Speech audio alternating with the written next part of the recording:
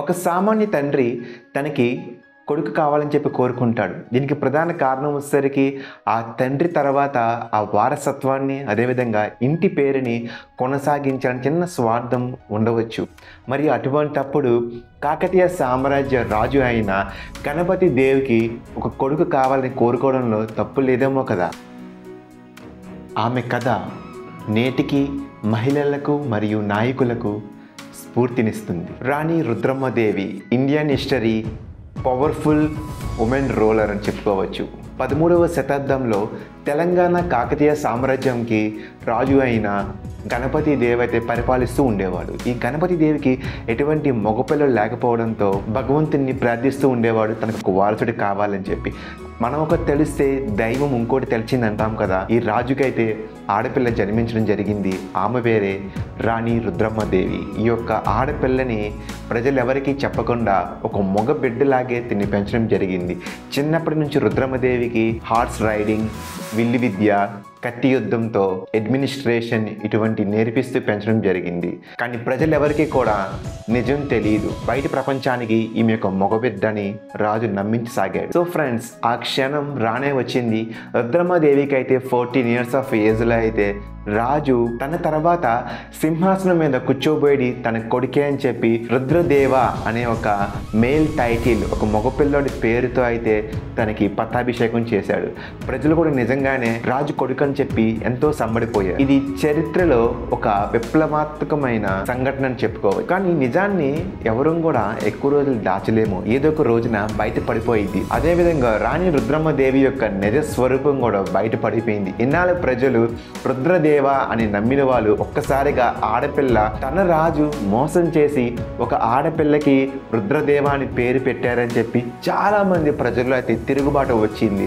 సామాన్య ప్రజలైతే ఒక రకంగా అంగీకరించారు రుద్రమ్మదేవిని. బట్ కాకపోతే ఆ రోజుల్లో వివిధ ప్రాంతాలకు నాయకులు ఉండేవాళ్ళు. ఈ నాయకుల నుంచి మాత్రం తీవ్రమైన వ్యతిరేకం అయితే వచ్చింది. వీళ్ళ ఉద్దేశం ఏంటంటే, ఒక ఆడది మమ్మల్ని పరిపాలించడం ఏంటి, ఆడదాన్ని చెప్పిన మాట మేము ఇంటికి వినాలి, ఆడది ఇంటి లోపలే ఉండాలి అని చెప్పి ఒక పురుష అహంకారపు భావనతో అయితే చాలా గట్టిగా అయితే వ్యతిరేకత భావన వచ్చింది. బట్ ఇక్కడ రుద్రమ్మదేవి తన యొక్క స్మార్ట్ ఇంటెలిజెన్స్తో అయితే సాధారణ ప్రజల యొక్క మనసులు ఖచ్చితంగా గెలుచుకున్నారు. ముఖ్యంగా రుద్రమ్మదేవి నచ్చని వాళ్ళలో వెలమా చీఫ్, ఈయన తెలంగాణ చీఫ్ అన్నమాట.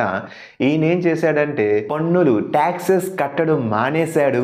అదేవిధంగా భూభాగాన్ని ఇంకా ఎక్కువగా కలుపుకోవటానికి ప్రయత్నం చేశాడు. అదేవిధంగా కరీంనగర్, నల్గొండ జిల్లాల్లో కూడా ఈ యొక్క భూపాలకులు అని చెప్పాను కదా, చిన్న నాయకులు, వీళ్ళు ఒక గ్రూప్స్ కింద ఫామ్ అయ్యి రుద్రమ్మదేవికి ఎగనెస్ట్గా అయితే చూశారు. ఒక్కొక్క టైంలో రుద్రమ్మదేవిని సింహాసనం మీద నుంచి దింపేద్దామని ప్రయత్నం కూడా చేశారు.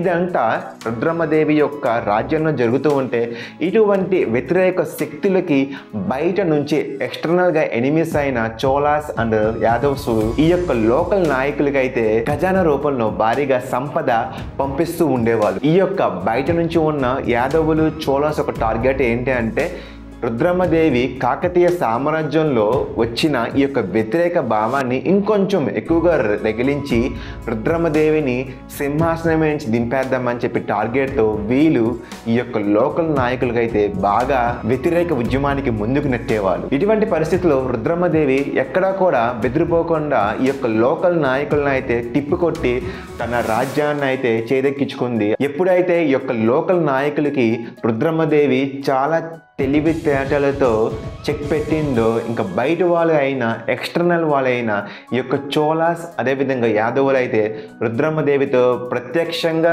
అదేవిధంగా పరోక్షంగా అయితే యుద్ధానికి రెడీ అయ్యారు. బట్ అయినప్పటికీ కూడా రుద్రమ్మదేవి తన యొక్క స్మార్ట్ ఇంటెలిజెన్స్తో, బ్రిలియంట్ స్ట్రాటజీస్తో అయితే ఈ యొక్క చోళాస్ని అదేవిధంగా యాదవులను అయితే తరిమి కొట్టి తన రాజ్యాన్ని అయితే సంరక్షించుకుందని చెప్పుకోవాలి. ఇక్కడ మనం గమనించాల్సిన మరొక ముఖ్యమైన భాగం ఏంటంటే రుద్రమ్మదేవి యొక్క యుద్ధంలో ముఖ్యంగా మనం గమనించాల్సింది అప్పటిలో మనకి ఎక్కువగా మేల్ డామినెన్స్ అన్నమాట, పురుష అహంకారం ఎక్కువ ఉండేది. బట్ అయినప్పటికీ కూడా రుద్రమదేవి తనతో పాటు యుద్ధంలో పాల్గొనే సైనికులకి ఎక్కడో కూడా భయం ఉండకూడదని చెప్పి ముఖ్య ఉద్దేశంతో తను కూడా ఒక ఆర్మర్ షీల్డ్, ఆ యుద్ధ డ్రెస్ ఉంటుంది కదా, ఆర్మర్ షీల్డ్, ఒక పురుషుడు ఎలాగైతే ఆర్మర్ షీల్డ్ వేసుకుంటాడు ఆ డ్రెస్ని, తిను కూడా అదే రకంగా డ్రెస్ని ధరించి యుద్ధంలో ఒక రాజు అనేవాడు సాధారణంగా ఫ్రంట్ నుంచోడు, మధ్యలో నుంచోని తన ముందు వైపుకి తన రక్షకులని అదేవిధంగా తన కమాండర్స్ని తోస్తూ ఉంటాడు. బట్ ఇక్కడ రుద్రమదేవి సైనికులలో ఉత్సాహం నింపాలనే ఉద్దేశంతో తినే ఈ యొక్క సైనికులకి ముందు నిలబడి తనే ముందుగా యుద్ధంలో పాల్గొనేది. ఈవెన్ చూడంగానే ప్రతి ఒక్క సైనికుడికి రక్తం ఉడికి యుద్ధంలో మరింత ఉత్సాహంగా పాల్గొనేవాళ్ళు. ఇక్కడ రుద్రమదేవి ఒక విషయాన్ని చాలా క్లియర్గా స్పష్టంగా అయితే ప్రపంచానికి తెలియచేశారు.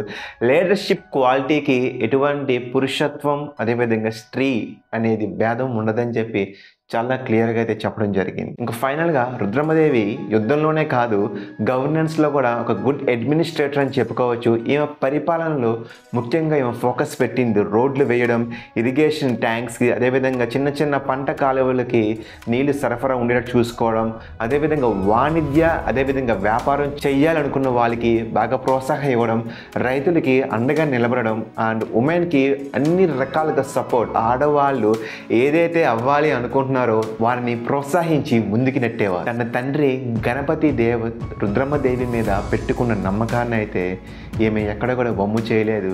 చివరిగా కాకతీయ సామ్రాజ్యంలో శాంతి అదేవిధంగా ఎకనామిక్ గ్రోత్, ఆర్థిక అభివృద్ధి కూడా చేసి చూపించారు రుద్రమదేవి. రుద్రమదేవి వాళ్ళ తండ్రికి ఏ రకంగా అయితే మగపిల్లలు లేరో అదేవిధంగా రుద్రమదేవికి కూడా మగపిల్లలు ఎవరు కూడా సంతానంగా అయితే రాలేదు. సో దాని కారణంగానే ఈమె ఏం చేసిందంటే తన తర్వాత సింహాసనం ఖాళీగా ఉండకూడదని చెప్పి తన మనవరాలు అయిన రాణి రుద్రాంబాని అయితే దత్తత తీసుకొని తిన దగ్గర పెట్టుకొని తనకి చిన్నప్పటి నుంచే విలువిద్య, యుద్ధ నైపుణ్యాలు, పరిపాలన ఏ విధంగా ఉంటుంది, ప్రజల్ని ఏ విధంగా పాలించాలి, పన్నులు ట్యాక్సెస్ ఏ విధంగా కలెక్ట్ చేయాలి, each and every parameter.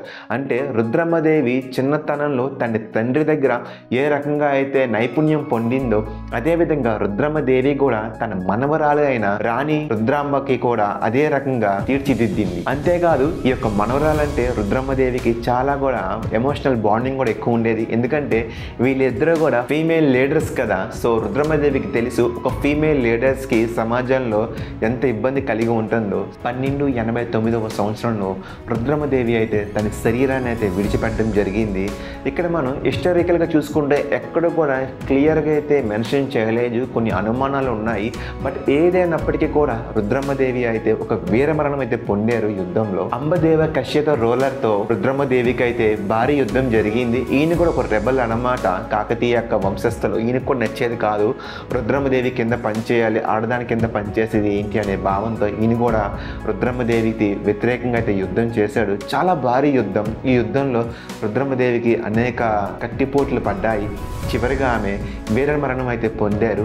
And Rudramadevi చనిపోయిన తర్వాత ఆ యొక్క సింహాసనం మీద ఊహించిన విధంగా రుద్రమదేవి యొక్క మనవుడు అయిన ప్రతాప్ రుద్ర అయితే సింహాసనాన్ని అధిష్ఠించాడు. ఇక్కడ మనందరికి ఒక చిన్న డౌట్ వస్తుంది.